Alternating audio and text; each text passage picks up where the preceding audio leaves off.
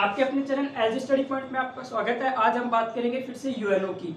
इससे पिछली कक्षा में हमने यूएनओ के अंक के बारे में जाना था। आज हम जो 2 अंक बच गए थे उनके बारे में चर्चा करेंगे और विशेष तथ्यों के बारे में चर्चा करेंगे भारत को लेकर। तो सबसे पहले शुरू करेंगे अंतर्राष्ट्रीय न्यायालय की।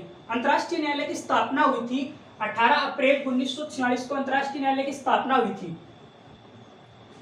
यूएनओ के जो जितने भी अंग हैं उन सभी का मुख्यालय न्यूयॉर्क में है, पर जो अंतर्राष्ट्रीय न्यायालय है उसका मुख्यालय हैग में है, नीदरलैंड के अंदर इसका मुख्यालय है। इसके अलावा जो 5 अंग और हैं उन सभी के मुख्यालय न्यूयॉर्क में है। अगर अंतर्राष्ट्रीय न्यायालय के हम सदस्यों की बात करें तो अंतर्राष्ट्रीय न्यायालय के अंदर 15 सदस्य होते हैं। 15 सदस्य 9 साल के लिए निर्वाचित होकर आते हैं, जो कि जो महासभा है और सुरक्षा परिषद उनके सदस्य मिलकर इसके 15 सदस्यों का निर्वाचन करते हैं, जिनका कार्यकाल 9 साल का होता है। और कोई भी अगर फैसला लिया जाता है अंतर्राष्ट्रीय न्यायालय में तो वो बहुमत के आधार पर लिया जाता है। अगर हम इसके कार्य की बात करें तो इसके 2 कार्य होते हैं।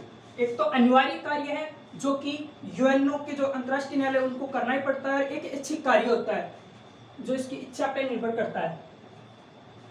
सबसे पहले हम अनिवार्य कार्य की बात करें। अगर 2 देशों के मध्य डिस्प्यूट चल रहा है तो उन डिस्प्यूट को शांत करना, उनमें शांति स्थापित करना अंतर्राष्ट्रीय न्यायालय का अनिवार्य कार्य है। और अगर ऐच्छिक कार्य की बात करें तो अगर कोई देश किसी मुद्दे को लेकर सलाह मांगता है तो वह ऐच्छिक कार्य है, वो इसकी इच्छा पर निर्भर करता है। वो इसको सलाह दे भी सकता है और नहीं भी दे सकता, वो उसके लिए बाध्य नहीं है। अगर इसके वर्तमान अध्यक्ष की बात करें तो अब्दुल कावी यूसुफ अंतर्राष्ट्रीय न्यायालय के वर्तमान में अध्यक्ष है। आगे बात करेंगे जो इसका सचिवालय है वो न्यूयॉर्क में है। इसका सचिवालय न्यूयॉर्क में है और इसके सचिवालय इसके कार्य की अगर बात करें तो उसका कार्य है सुरक्षा परिषद का ध्यान ऐसे विषयों की ओर दिलाना जिनका विश्व शांति में भंग होने की आशंका हो। मतलब सुरक्षा परिषद के सदस्यों का ध्यान ऐसे विषयों की ओर दिलाना जिससे अंतर्राष्ट्रीय के अंदर शांति भंग होने का खतरा हो।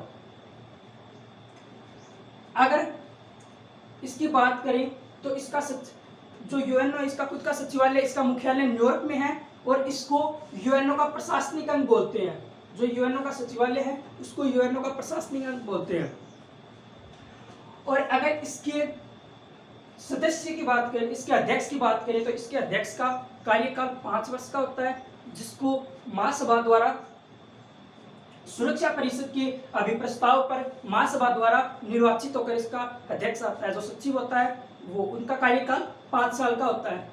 अगर इसके प्रथम अध्यक्ष की बात करें तो प्रथम अध्यक्ष थे त्रिगवेली, जो नॉर्वे से थे। उनका कार्यकाल 1946 से 1952 तक इनका कार्यकाल रहा था और इन्होंने अपने कार्यकाल के दौरान स्वयं ने इस्तीफा दिया था।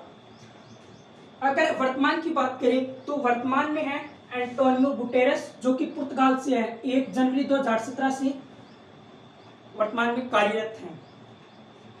अगर हम प्रथम एशियाई बात करें कि प्रथम एशियाई महासचिव कौन था तो यू थांट, जो म्यांमार से थे, यह प्रथम एशियन महासचिव थे, यूएनओ के महासचिव। और डैंग हैमरशोल्ड, जो स्वीडन से थे, ये सचिव थे जिनकी हवाई दुर्घटना में मृत्यु हुई थी। इनके 1953 से 1961 को इनकी मृत्यु होने के बाद यू थांट को महासचिव बनाया गया था, जो प्रथम एशियन थे, म्यांमार से थे। अब हम आगे बात करेंगे यूएनओ को लेकर भारत के मतलब विषय पर चर्चा करें तो भारत यूएनओ का सदस्य कब बना था। भारत यूएनओ का सदस्य इसकी स्थापना के समय बन गया था। जब सैन फ्रांसिस्को में जो सम्मेलन हुआ था उसी समय भारत ने हस्ताक्षर कर दिए थे। जो 51 राष्ट्र थे उनमें भारत भी शामिल था और भारत की तरफ से हस्ताक्षर करने वाला व्यक्ति था रामास्वामी मुदलियार थे, जिन्होंने भारत की तरफ से हस्ताक्षर यूएनओ के चार्टर पर भारत की तरफ से हस्ताक्षर किए थे रामास्वामी मुदलियार ने। अगर हम यूएनओ महासभा की प्रथम महिला अध्यक्ष की बात करें तो वो थी श्रीमती विजयलक्ष्मी पंडित, जो कि भारत से थी और यूएनओ महासभा की प्रथम महिला सभापति रही थी। और यूएनओ दिवस पर सांस्कृतिक कार्यक्रम प्रस्तुत करने वाली प्रथम महिला थी MS शुभलक्ष्मी, जिन्होंने 1966 में प्रथम सांस्कृतिक प्रोग्राम प्रस्तुत किया था, जो भारत से थी। अगर हिंदी में यूएनओ में हिंदी में भाषण देने वाला प्रथम व्यक्ति अटल बिहारी वाजपेयी थे, जिन्होंने हिंदी में भाषण दिया था यूएनओ के अंदर। अगर दूसरे व्यक्ति की बात करें तो वर्तमान प्रधानमंत्री नरेंद्र मोदी जी हैं, जिन्होंने हिंदी में भाषण दिया था। और अगर प्रथम प्रधानमंत्री की बात करें तो नरेंद्र मोदी जी हैं, क्योंकि अटल बिहारी वाजपेयी जी ने जब भाषण दिया था उस समय वह विदेश मंत्री के पद पर थे, विदेश मंत्री के पद पे थे, तब उन्होंने हिंदी में भाषण दिया था। प्रथम प्रधानमंत्री के पद पे नरेंद्र मोदी जी ने भाषण दिया है। अगर भारत को लेकर अगर किसी अदर विषय पे अगर हम बात करें तो भारत ने जो दक्षिण अफ्रीका है उनके अंदर जो काले गोरे को लेकर रंग भेद नीति है, उस रंग भेद जो नीति उसको समाप्त करने के लिए सबसे पहले मुद्दा यूएनओ के अंदर भारत ने उठाया था।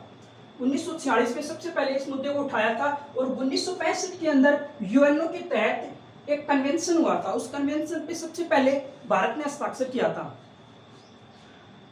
भारत की अगर बात करें तो भारत सुरक्षा परिषद के जो 15 सदस्य होते हैं उनमें 5 स्थायी सदस्य होते हैं और 10 अस्थायी सदस्य होते हैं। भारत 2021 से जनवरी 2021 से दिसंबर 2022 तक एशियाई प्रशांत क्षेत्र से यूएनओ का अस्थायी जो सुरक्षा परिषद है उसके अस्थायी सदस्य के रूप में निर्वाचित किया गया है भारत। और भारत 8वीं बार निर्वाचित हुआ है। इससे पहले भी भारत 7 बार निर्वाचित हो चुका था। Thank you.